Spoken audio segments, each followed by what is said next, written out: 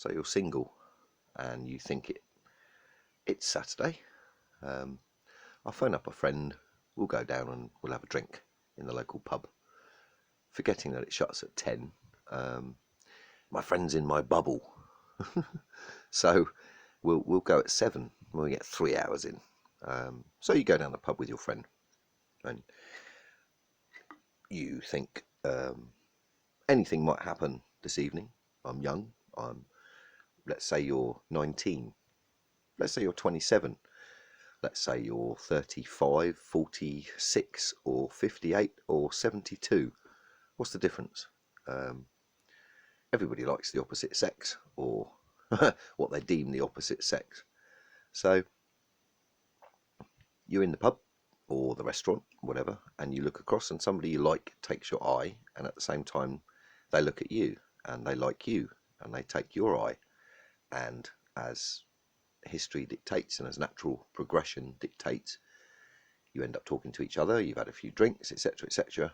The social lubrication has flown, and you end up clicking and connecting. Whether you're 19, 50, 70, doesn't matter. And you turn around to the other person and say, so should we go home? And they say, yeah, let's do that. So you call a cab, and up until that moment it's just another normal, if you like a normal, I guess if you're single and you're a bit lonely, it's a good night out at that point. Hey, I've pulled, I'm in, I found someone, fucking fantastic. So you call a taxi. Taxi arrives outside the pub, maybe 9:55, 10 o'clock.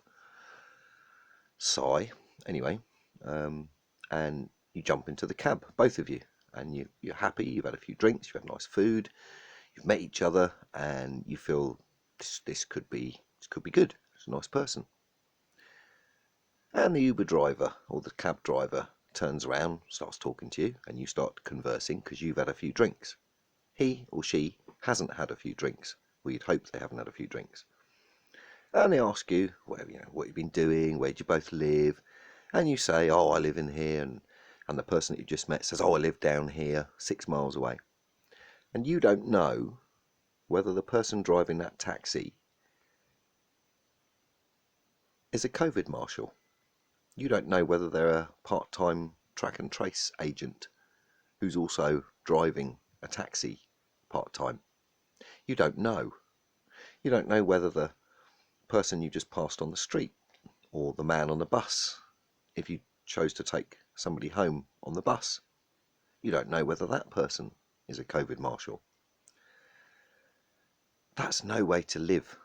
I'm sorry, but that is no way to live.